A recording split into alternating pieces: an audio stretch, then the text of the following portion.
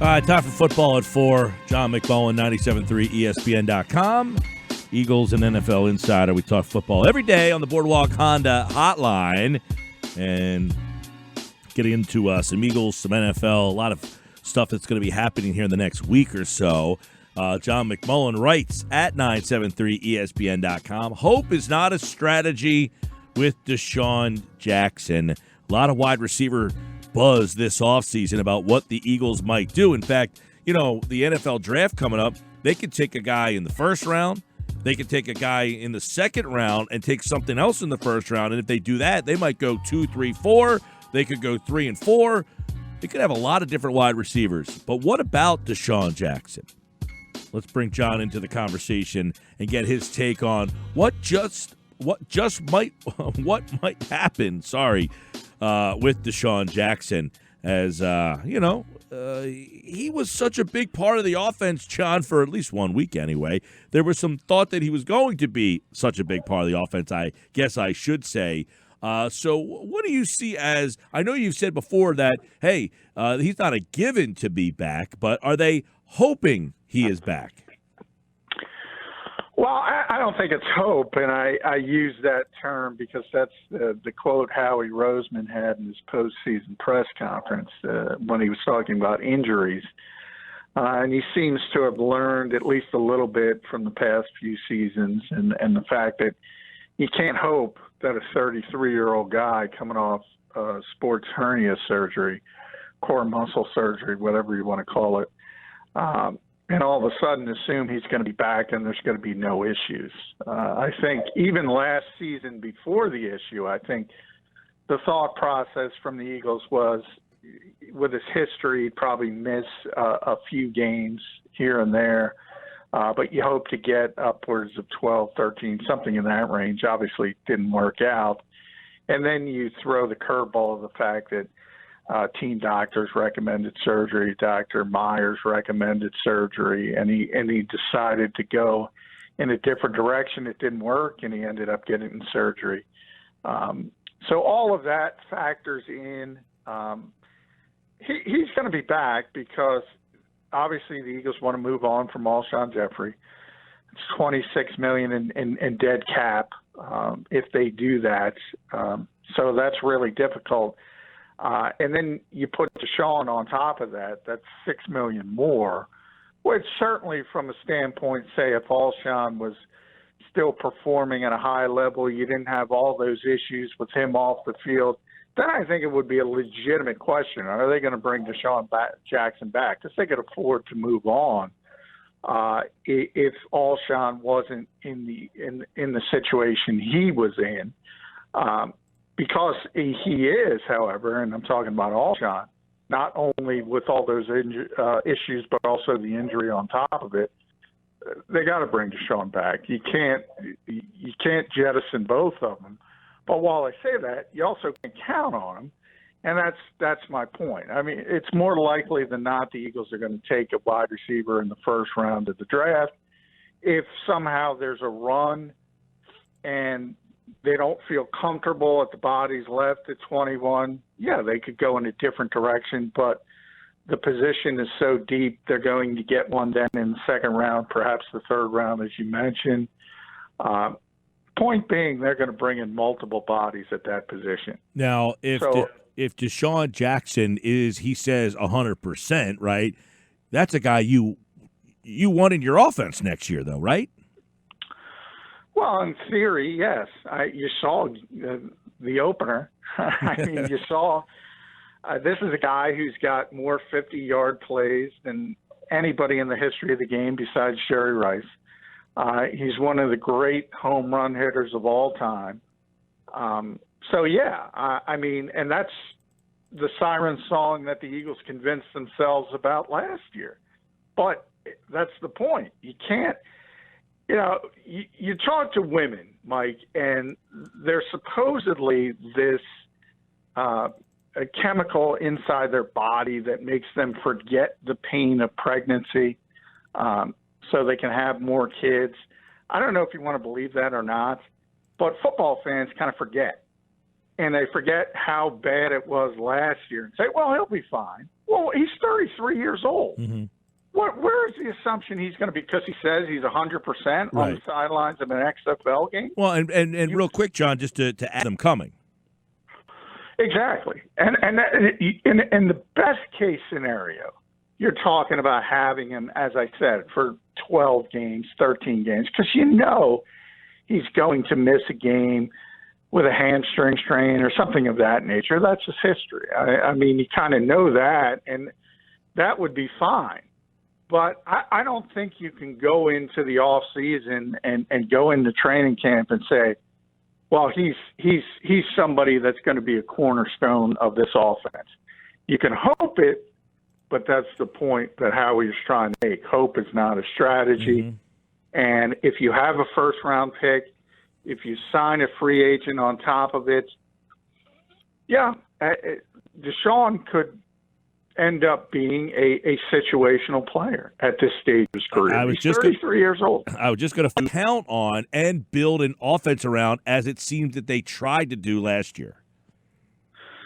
Yeah, I think a lot of assume receiver he's not. He's one of those guys that's capable of moving all over the formation. He's played a lot in the slot in the past.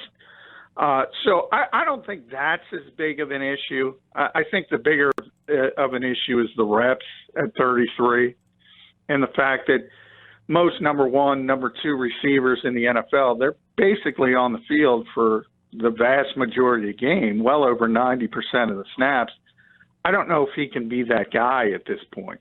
You might want him to be out there because of the stress he puts on the opposing defense, but I think you got to be smart about it. And he got to limit his reps. And then that brings up another question. Yeah. I mean, Desean Jackson's Desean Jackson. Would he accept that? I don't know. And this is one of the reasons why, and this is complete hindsight, and you can point to game one and you can point to the injuries, but this is one of the difficult questions. And this is why a guy who is in the conversation with names like Jerry Rice and Randy Moss, arguably the two best receivers of all time, but he's not like Rice. He's more like Moss, who started to bounce around. Why? Because of those attitudes. Why is he going from Philadelphia to Washington to Tampa Bay back to Philadelphia? Why? For somebody with that kind of production, I think that's the question you have to ask. The Eagles certainly asked it before they traded for him and signed him to an extension. And their thought process was he was a more mature guy, was that he grew up a little bit. I don't know. I don't know if that's the case or not, to be honest. I do know there are people in that organization that are not happy with the way he handled the injury situation. Because, again, outside doctors, inside doctors all told him the same thing. They told him, you need this surgery. And he said no. So I from that standpoint, you have some issues as well. Right. So I guess one of the follow-ups would be, if you're looking to add receivers in the offseason, you don't take under consideration that, hey, we got Desean Jackson and he offers this skill set. You go out and get that skill set regardless because you can't count on him. Exactly. You go about, you understand what you have to do with the receiver position, and you have to add multiple bodies. And if you take somebody with the first-round pick and it's Justin Jefferson and you sign maybe another receiver in free agency, and then you also throw in Greg Ward and J.J. Arcega-Whiteside as a sophomore, and you go to camp and you try to figure out what your best group is, and Desean will be a part of that group. And yes, if the guy from week one shows up each and every week, he's going to play, and he's going to play a lot. But I don't think you can count on that. Yeah, and I know that Desean, what was it, 2 50-yard touchdowns in that first game. It's just so the thought of what he could bring to the table is, just a scary thought with Carson Wentz. It looked like those two were going to have such a monster year, but in the back of your mind, you can't count on them, which means you've got to get more, weapons on, and do you think that free agency is an area that they will look at that position, or will that be their focus in the draft? Well, I think both. I think they're going to add a body in free agency, and they're going to add certainly a body, maybe two, maybe three in the draft, and certainly at least one of the premium picks and first or second round is going to be a receiver. There's no question about that. And again, because of the depth at that position in this year's draft, it's more likely than not somebody's going to fall a little bit in the first round. So I think most likely they're going to take a receiver in the first round of the draft. And once you do that, obviously you want that guy to hit the field sooner rather than later. And we'll see how they can develop, because that's been an issue as well for the Eagles, developing players at particularly receiver and outside corner. So there's no guarantee anybody they draft is going to be a difference maker right off the bat, but certainly they need to add talent to that group, and they're going to do it in I think, multiple ways. Johnny Mac's with us, Football at 4 at JF McMullen, and of course, free agency beginning March 16th is the legal tampering. The 18th is when you can start doing things. We talked at length yesterday about Marty Morningweg as the senior offensive consultant. You wrote about where he fits in, and we kind of discussed that a little bit yesterday about having too many guys in the kitchen there. But one question I want to bring up about Marty today is, was there something that he did that does intrigue you to have him on board, meaning, hey, Marty's really good at this, and having his insight on it is going to be an asset to this football team? Well, I mean, Marty is a 35-year coach who has been a head coach. He's been a coordinator in multiple spots. He was a coordinator here. And despite some of the narrative you hear from the fans, I mean, he's pretty successful if you look at the numbers more often than not. So he can offer plenty. The question is, we've talked about titles a lot in this offseason. I think this one is legitimate. I think he is coming in as a consultant. So it's not going to be a guy who is involved in game planning, just another sounding board. Doug's very comfortable with him. Doug has known him since Green Bay when he was a player, coached with him here. So they have a good relationship. And somebody I talked to in the NFL yesterday compared it to Matt Nagy bringing in Brad Childress as a consultant. And I think it is going to end up to be similar to that. So the name is big, but I do think it's not as important as Press Taylor, Rich Scangarello, even in Andrew Briner. Those are the guys who are going to be involved in the game planning aspect. We'll see how this all works out. That is an intriguing thing down the road here to say, hey, you got a lot of guys in that room whose voice stands out the most, because one of the criticisms of Groh, fair or unfair, was he didn't have enough of an influence on Doug. Yeah, was it the perceived notion that Frank was able to kind of say, "Yo, you're throwing too much. Let's get back." Like that he had some trust in Frank Reich that maybe he didn't have in Groh. Fair or unfair, I don't know if that's true. Yeah, that's certainly the narrative. But you know how coaching goes, Mike, and the fact that the Eagles won a Super Bowl with Frank Reich here, so that's always there.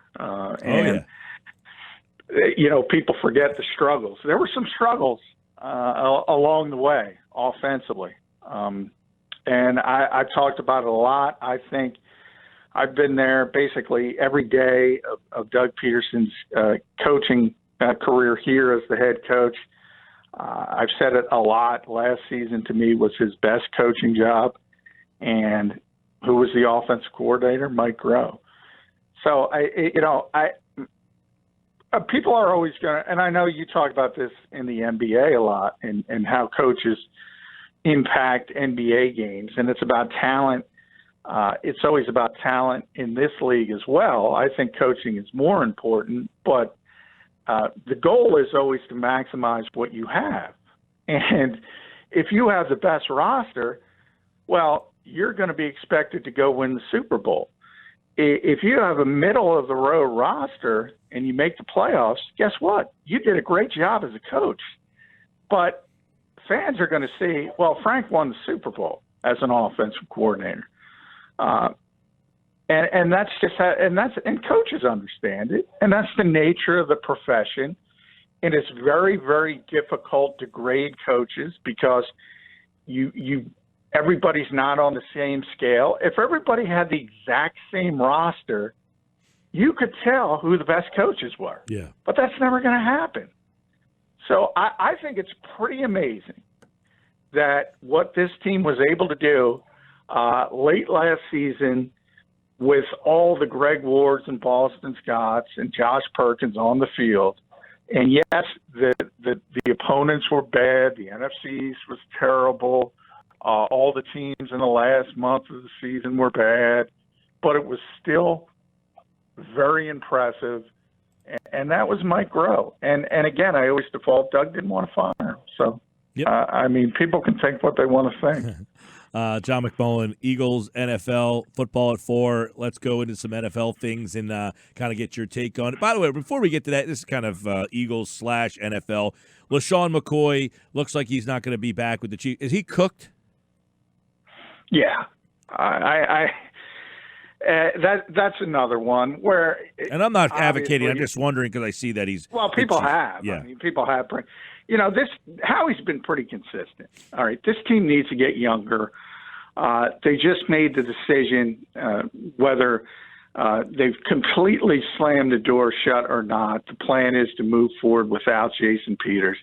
And then the same day, fans are saying, well, you have to do that, which I agree with, by the way. Then they start talking about bringing back Shady McCoy. No, absolutely not.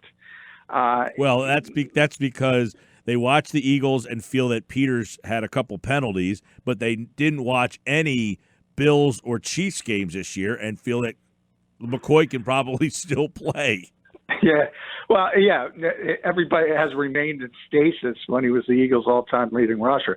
I got news for you. Jason Peters was a heck of a lot better left tackle than LeSean McCoy was at running back last season. And again, I think the Eagles have made the right decision. At some point, you got to move on. They have Andre Dillard, and they've decided to move on.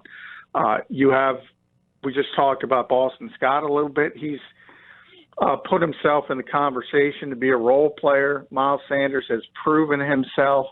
Eagles will still want to go with that committee approach. People forget Corey Clement will be back in the mix after the injury. And I'm sure they'll bring in a body or two as a rotational player. Even Jordan Howard. I mean, perhaps the injury limits the type of market he gets in free agency. If that happens, I'd much rather have Jordan Howard back. I tell you that. Yeah. And do you think there's a shot that he is back? Is it 50-50, no shot? No, I think there's a legitimate shot that he's back for a couple reasons. One, I just said, I think the injury is going to hurt his market. There's some big name running backs on the market, Derrick Henry being most notable, but also Melvin Gordon, which is going to affect the position. Then the position as a whole, it's been devalued, so that lowers the number. So all of that could create a perfect storm, and you say, well, this guy is too productive to get a good deal in free agency. Not necessarily the case. I do think the market will have to dictate. If he does get a good contract, I think the Eagles move on. But if they can get him on a one-year proven effective, I think they would love to bring him back because Doug wants to use that running back by committee. And Sanders and Howard would be a good running back by committee. Austin Ekeler signed an interesting deal today. Jeff and I were kind of throwing it back and forth. He got a 4-year, $24.5 million that included $15 guaranteed. And Jeff asked, did he leave money on the table? I'm interested to see the running back position in free agency. Do you think he left money on the table? Because I'm interested to see what happens with Melvin Gordon, Derrick Henry, those guys. Well, yeah, I mean, the difference between those guys are considered lead backs, and Ekeler isn't. Maybe the best third down back. I think he caught 92, 93 passes last year without a drop. I mean, he is a heck of a receiver out of the backfield. Can really move the chains as a third down back. But I think because of the size issues, no one sees him as a featured back. So that limits the contract. And then the position I just mentioned, it's been devalued to the point where you think about him as a third down back and you look at it that way and say from that standpoint, it's a pretty darn good contract. From how many plays he makes, yeah, if you just look at it that way and don't realize how the NFL does business, you'd say, well, this guy deserves more money than that. But third down backs don't get paid a lot of money. Not typically. So he got paid a ton there, $15 million guaranteed. Yeah, for a third down back. Well, and would that appear that he would be the guy, though? Gordon's going to be gone. No, I don't think that's not the type of guy you can just hand the football to 300 times. And he's more effective, as I said, in that pass receiving role and as the change of pace guy. So, I mean, generally, maybe not as much as the Eagles, who really, really preach that committee approach. Yeah. A lot of teams in the NFL have that 1-2 punch. And the Chargers will be looking for it. Probably not going to be Melvin Gordon, as you mentioned. But as we've seen, you can find running backs all over. That's how the league feels. I mean, you can get them in the 4th, 5th round of the draft. You can get them cost-effective deals in free agency. And more often than not, you look at Todd Gurley, the money he got, and you tend to regret that. And probably the same thing is going to happen when Derrick Henry gets money. I don't think Melvin Gordon is going to get as much money as people think. Okay, a couple quickies. Trent Williams, Redskins or elsewhere? Elsewhere. Wow. I mean, yeah, he doesn't want to play for that organization. And they obviously they gave him permission to seek a trade. I would think the most logical place would be the New York Jets. They badly need to upgrade the offensive line. They badly want to help out Sam Darnold. And that's maybe the best left tackle in football when he's healthy. Of course, he hasn't played now in a long time.